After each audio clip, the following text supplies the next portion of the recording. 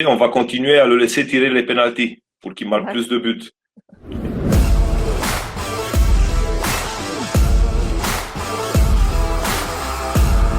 Alors aujourd'hui, on est avec toi, Raresh, entraîneur de Saint-Raphaël. Raresh, vous n'avez pas joué depuis plus de 3 semaines avec Saint-Raphaël. Est-ce que tu peux nous dire pourquoi? Bah, à cause de bonjour déjà, Noémie, mais à cause de la pandémie, on a été touché juste après le match de Aix. Dans la semaine qui a suivi, au test de mardi, il y avait 3 joueurs qui ont été testés positifs et la semaine d'après, on en avait encore 6 ou 7. Donc, on a été bien impacté. Ça nous a forcé un arrêt de 3 semaines. Le point positif, c'est que les joueurs qui ont été touchés, ils n'ont pas eu beaucoup de symptômes. Et au niveau de la reprise de cette semaine, on a pu les intégrer avec un rythme assez satisfaisant. D'accord. Et pendant cette période-là, est-ce que tout le monde était isolé? Est-ce que vous avez pu continuer certains entraînements avec les joueurs qui étaient négatifs? Non, non, non, on a respecté le protocole. Tout le monde a été isolé. On ne s'est pas vu pendant 2 semaines et D'accord. quelques. Et on a respecté vraiment les jours de quarantaine. Dans l'ensemble de l'effectif, on en est encore 4 ou 5, il me semble, qu'on n'a pas été impacté par le virus. On a repris les entraînements avec un groupe restreint ce mercredi, avec un groupe restreint de 5 joueurs plus de gardiens. Donc ça me rappelle un peu les temps du centre de formation, qu'on faisait des séances à effectif réduit. Et à partir de vendredi, on a intégré tout le monde. D'accord. Alors, sur cette deuxième partie de saison, Saint-Raphaël était à 5 matchs, 3 victoires pour 2 défaites, mais avec 2 victoires sur les derniers matchs. Alors justement, avec ces matchs reportés, ces arrêts, qu'est-ce que vaut l'équipe de Saint-Raphaël aujourd'hui? Je ne sais pas. Je ne sais pas. Je vais te dire demain soir contre Dunkerque. Je ne sais pas. C'est vraiment une situation compliquée pour nous, les entraîneurs. On est habitué à avoir une planification, on est habitué à avoir un rythme de jeu, mais bon, depuis un certain temps, on ne sait pas trop comment on va avoir le rythme, quelle performance va avoir l'équipe, surtout avec les coupures de 3-4 semaines dues à la pandémie. C'est compliqué de savoir. Et nous, on avait remarqué que sur les derniers matchs, vous aviez solutionné un petit peu ce problème d'irrégularité sur une mi-temps et sur l'autre mi-temps, hein. Il y avait eu des choses très positives sur les derniers matchs.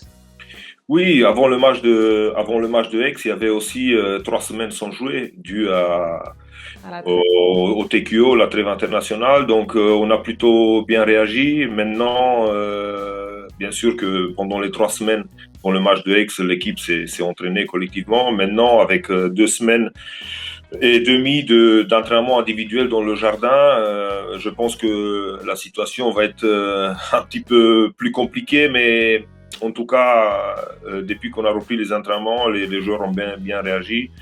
Il y a de l'enthousiasme, le handball leur avait manqué, il y a du rythme, on essaie de mettre le rythme élevé pour pouvoir avoir le répondant mercredi face à Dunkerque. Et pour répondre à ta question, après le match, je vais te dire comment ça va se passer, mais avant, sincèrement, je ne peux pas savoir.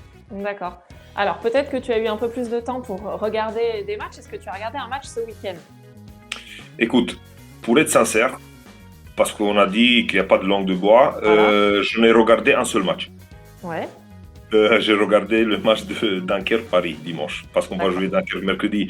Les autres matchs, Et résultat? j'ai suivi les résultats, mais j'ai pas eu le temps parce qu'on s'est entraîné et samedi 2 fois et dimanche. C'est à cause de ça que je n'ai pas regardé. Bon. Et sur les dernières journées, alors, est-ce que tu as eu l'occasion peut-être de regarder tes futurs adversaires, de regarder des matchs et de voir des joueurs qui t'auraient marqué plus que d'autres? C'est pas parce que j'ai pas regardé ce week-end que je sais pas ce qui s'est passé, Noémie. Ouais. Donc, pour te faire un petit débrief, Ce championnat nous a habitués avec beaucoup de surprises. Et je pense que ce week-end, il y avait trois surprises. Et là, je parlais du match nul de Toulouse contre Nantes. C'est plutôt Nantes qui obtient le match nul C'est vrai. sur une dernière action. Il y avait la grande surprise, la victoire de Créteil à Chambéry, 30-28. Et pour moi, une autre surprise, la défaite de Nîmes à la maison contre Aix. Après, une surprise aussi par rapport à l'écart du score, c'est Son contre Chartres. Et deux matchs où les favoris ont gagné, Montpellier et Paris. Ah oui, bah, c'est parfait. J'ai suivi. Très belle analyse, très complète. J'ai plus rien à ajouter. Et un mot sur ton adversaire du coup de demain, à Dunkerque, qui n'a plus gagné depuis le 4 février, qui s'appuie sur une grosse défense. Vous, c'était la défense fut un temps, mais là vous êtes plutôt dans le top des attaques. Comment tu l'abordes ce match? On connaît les valeurs de l'équipe de Dunkerque. De ne pas gagner depuis un certain temps, ça veut rien dire. Je sais on sait, on se prépare à un match rude. Ils vont venir ici, ils vont mettre en valeur leur qualité numéro un. Ça veut dire la défense, l'agressivité défensive, l'impact. Ils vont essayer de nous mettre sous des grands rythmes. Et c'est à nous d'avoir la patience, d'avoir la continuité pour pouvoir déstabiliser cette défense. Donc leur avantage, c'est qu'ils ont joué, il me semble, 3 matchs avant le match de mercredi. Nous, avec la coupure de 3 semaines, comme je te disais tout à l'heure, il faut qu'on soit un petit peu plus dans des rythmes basses pour pouvoir tenir 60 minutes. D'accord. Et du coup, tu me parlais de Nîmes, hein, c'est votre adversaire de ce week-end. Un petit mot aussi sur cette équipe et sur ce match, ce résultat qui t'a surpris face à Aix. Je vais te parler de la semaine qui nous attend plutôt. Oui. L'inquiétude, pour nous, elle est pas. Peut-être elle n'est pas sur le match de Dunkerque en termes de rythme. C'est plus pour le deuxième match de vendredi parce qu'on joue mercredi et on joue vendredi. Après 3 semaines, avec un effectif restreint, c'est le deuxième match qui nous inquiète le plus. Le match de Dunkerque, il est prévu demain soir à 20h30. On n'aura pas beaucoup de temps pour préparer Nîmes. Certainement un décrassage le jeudi, en vidéo, et on va aborder le match de vendredi. Nîmes, une équipe qui joue beaucoup sur leur qualité de montée de balle. Ils ont une capacité à se projeter vers l'avant avec une relation de Bonnet-Sanad extraordinaire qu'il va falloir à tout prix couper pour pouvoir espérer un bon résultat. D'accord. Effectivement, pour reprendre, et ça enchaînera derrière, me semble-t-il, avec Nantes, ça fait un sacré programme. Alors, il y a C'est comme ça pour tout le monde. On va pas se plaindre. On va pas se plaindre. Le plus important, c'est qu'on a passé cette période compliquée pour tout le monde. Le plus important, c'est que les joueurs n'ont pas eu des symptômes, qu'il n'y a pas eu des séquelles sur aucun d'entre eux et qu'on revient à ce qu'on aime et qu'on a une mission à amener le championnat au bout. Voilà, on va pas se plaindre. C'est vrai, c'est la positive attitude et on aime bien ça. Alors, Arash, il y a un autre grand événement qui se profile du côté de Saint-Raphaël. Un événement qui va marquer l'histoire de la Lidl Star League, qui va marquer un joueur. Est-ce que tu vois de quoi je parle? Non.